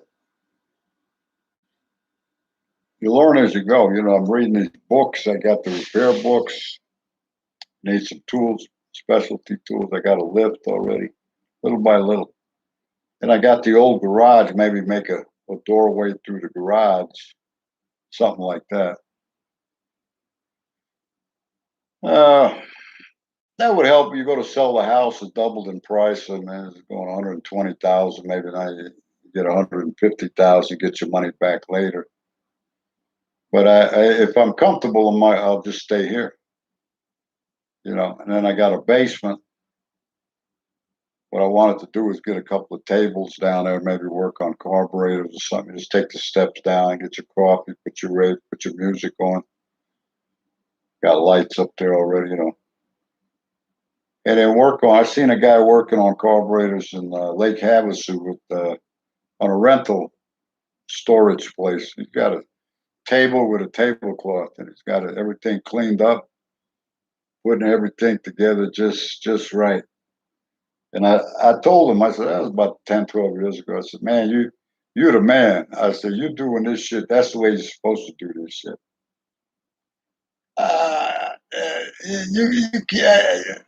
You're not going to have a nice paint job like that. You got to do the same thing. You got to sand the thing down. I got some guys over here that'll sand the whole car. They want it 600, maybe now it's 900. I got two guys. I got a guy that paints over here. The guy's good. I checked him out for the last 15 years. He's going to charge you, but he's going to do a good fucking job. I can't do everything myself. I says, well, right now I got all the bills paid. Everything's looking good. We'll make $8,000 this month. Put it in my savings account or something. And then the springtime, add another couple of thousand. So when you're talking to this guy, you go in and say, look, this is what I'd like to do. I like to put a little carport or a garage. You go to building materials. They're going to have a door there. Go ahead and buy the door. Tell the guy what you're doing in the frame, and then get you one of them. Cut out the brick, from the carport to the garage. Now you got plenty of room, and you get civil. You take a step up in the world. I think that's a good idea. I just thought of that. Yeah. But I'm trying to encourage myself and anybody that wants to give me some feedback. Don't leave a comment. I'm going to kill you, motherfucker. I don't like what you said. Don't even bother. I've been. If you have something productive to say, I'm 72. I really don't want to hear it. Fuck it.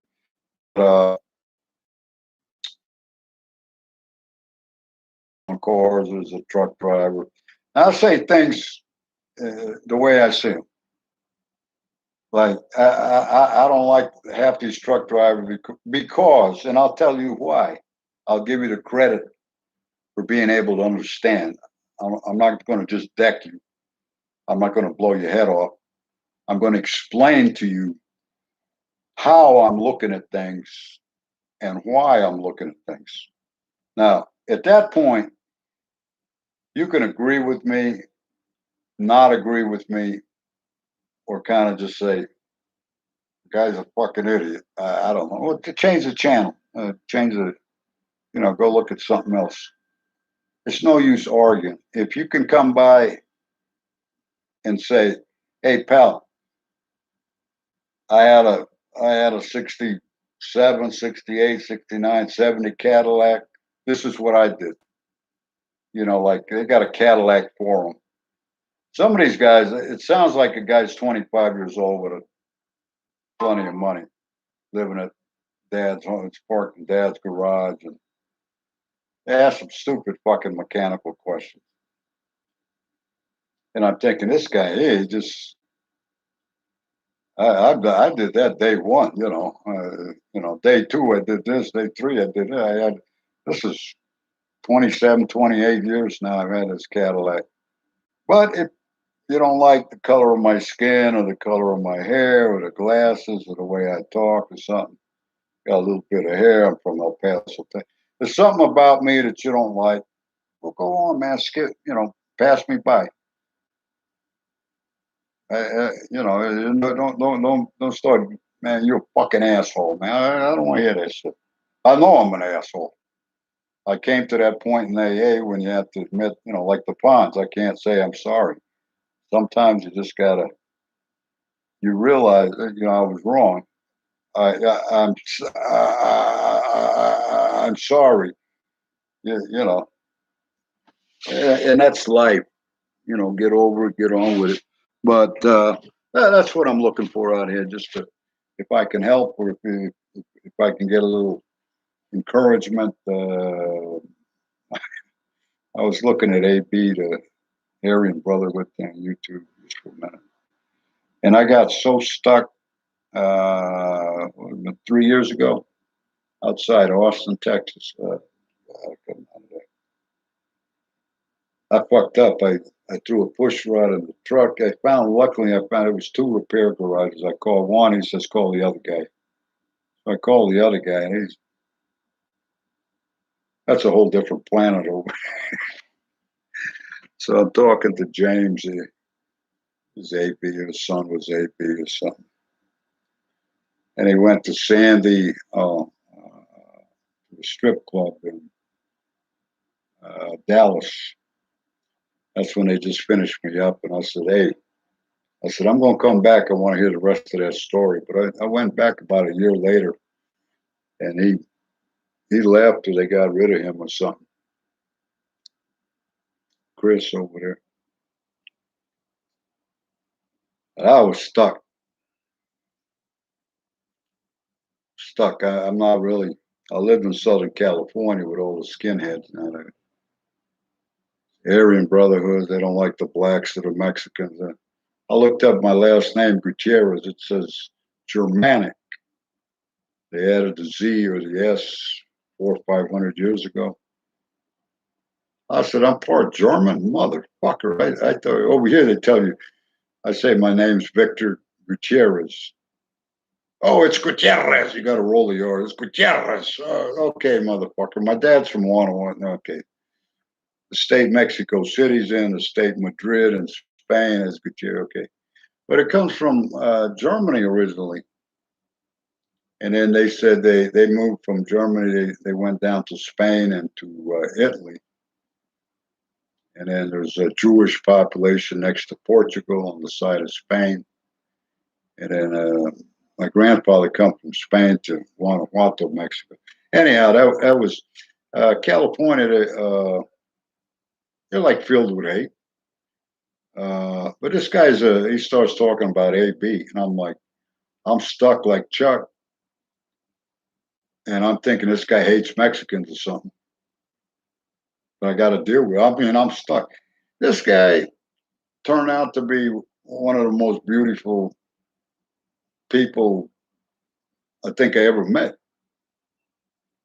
You know, so there was a couple of Mexican guys come in, black guy. I said, well, I guess they're not going to shoot all of us, but it was like I'm part Indian also. I'm looking at YouTube last night. This Indian guy from Lakota Indian tribe in Washington State. He ran. He ran all the way to Washington D.C. and trying to bring attention to. I seen this with a Indian girl. I didn't know it said that 7 out of 10 Indian women are abused or beaten, and there's so many of them get disappear. Like, what the fuck? I don't see it. I never think about it. I was on Facebook with the old Indian pictures of the Indian tribes, 1800s, 1900s. The Great Spirit, you know. And I says, yeah. What about the white Christian man come over and took all the land, colonizing? That's what people don't like. Uh, they exterminated more Indians in this country than the Holocaust in Germany. I'm like, what the fuck? Never knew that. I never knew that. So I started posting on Facebook, and then like Franklin Graham, like Billy Graham's son, I was listening to that with Trump. It's all about God, man. They quit. They got rid of Franklin Graham. I don't see no posts no more. That girl this morning testifying in front of Congress, she said what it is the logarithms. I don't know what that is exactly. It's a way to. That's what I was saying about the election. You got to go into the software, how the logarithms, I believe, are set up, and that way, I guess the younger ones or the more savvy people, they put a hashtag and said if you want to get if I want to attract more people to my video. I'll put down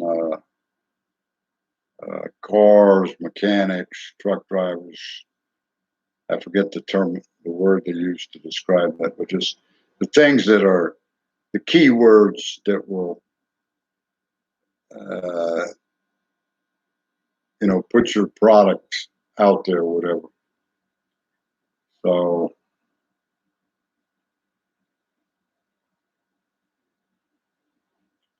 I noticed that Congress and on that Trump thing, the Dominion and Smartmatic voting machines. They said they had them in Venezuela when the voting was rigged and the dictator took over. And then they changed with those two companies. They changed the third one from San Francisco, but calculations are being done in Italy. And then I thought about the slot machines I saw 40, 50 years ago on television. Say they got them calculated, made to work in a certain way.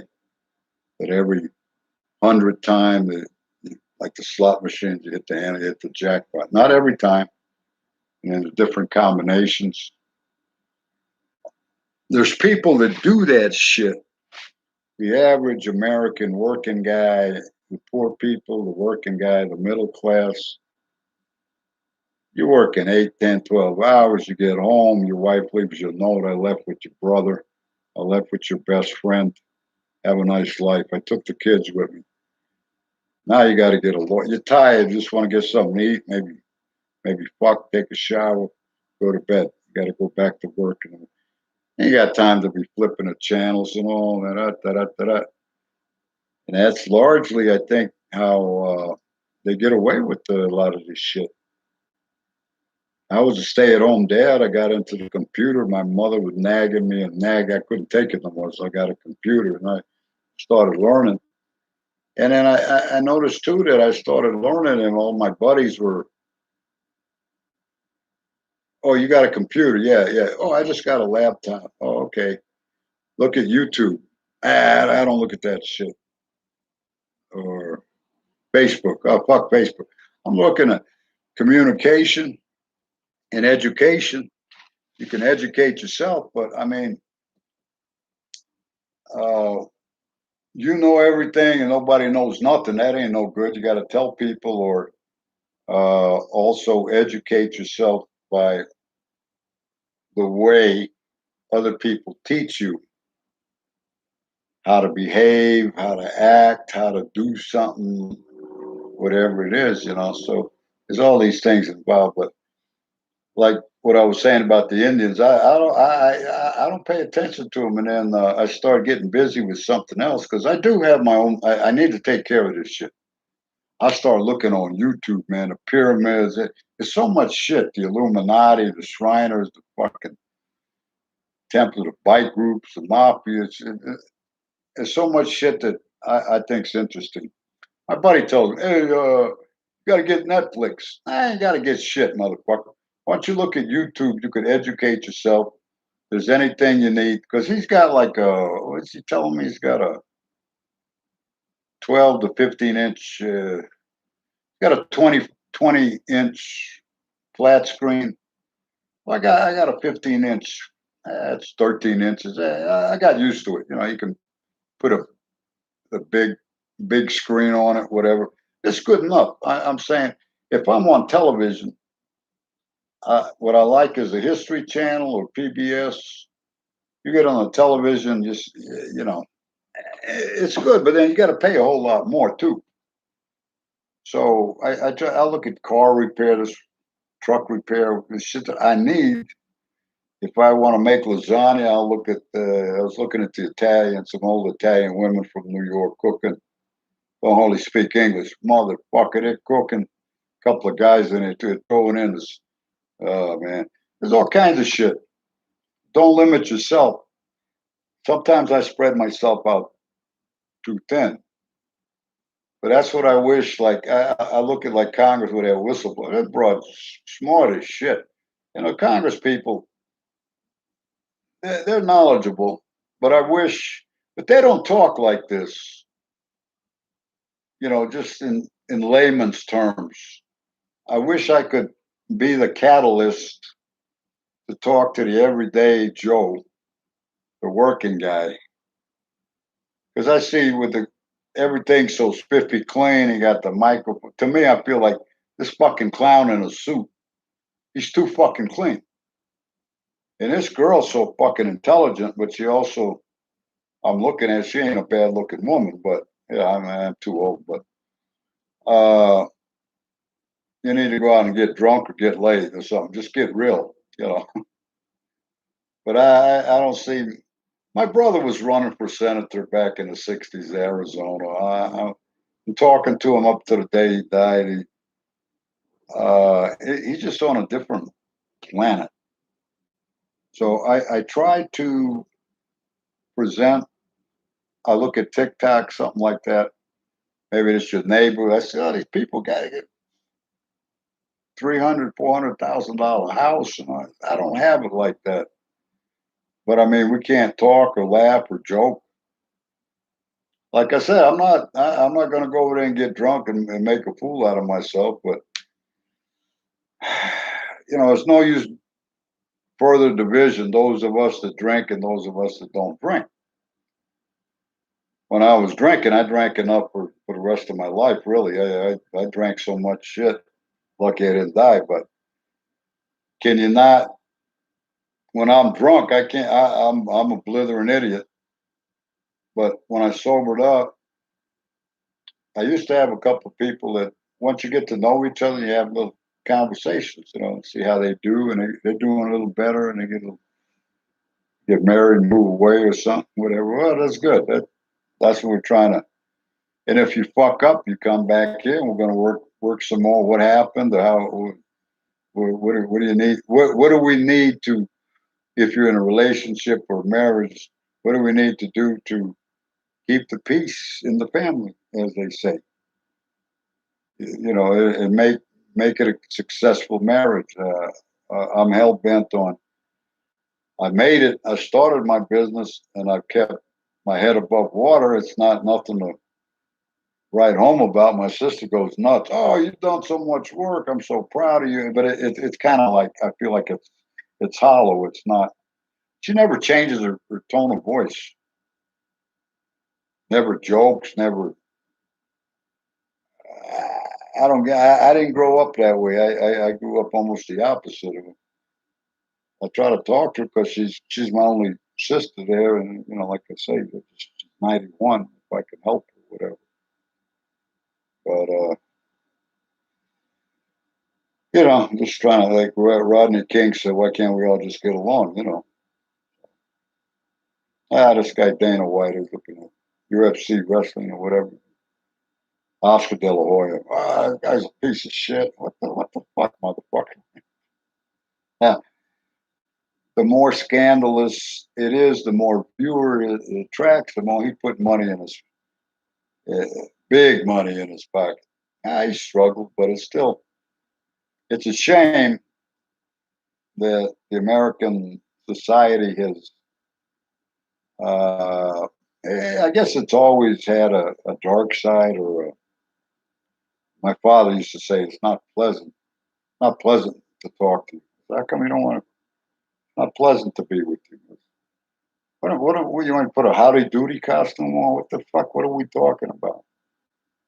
You come out to visit me a couple of times in L.A. and New York. Went to a strip club, have a couple of drinks, talk. How you doing? Just with my dad, I'm your son, or whatever. Haven't seen each other for a while. What the fuck, man? I ain't gonna move in with you, and you need some help. And I look at him. I mean, the guy's 99, 99 and 9/10.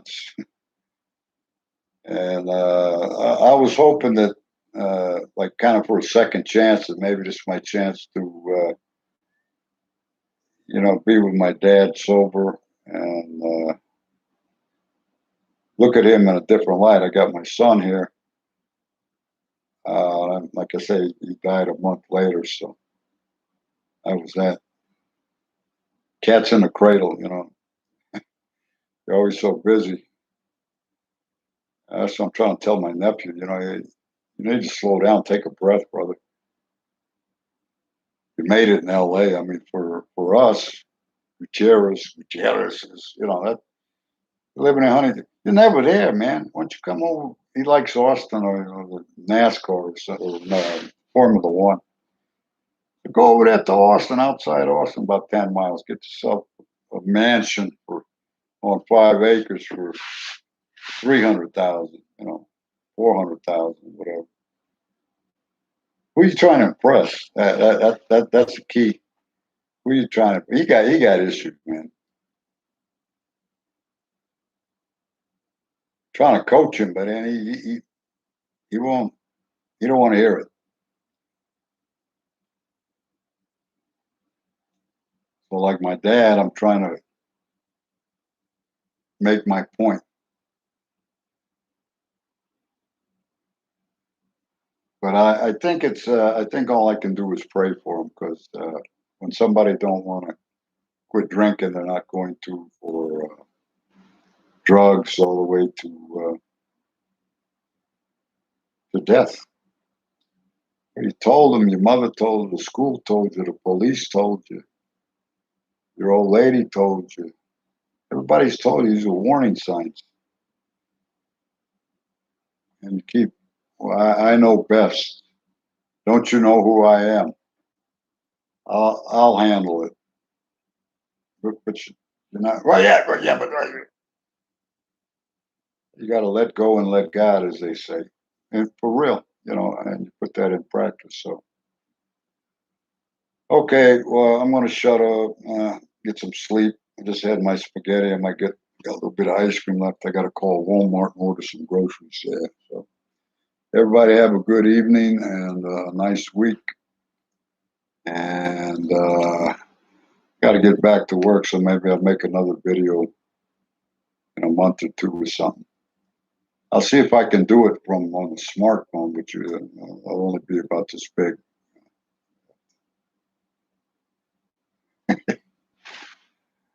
Okay, everybody have a nice evening. God bless.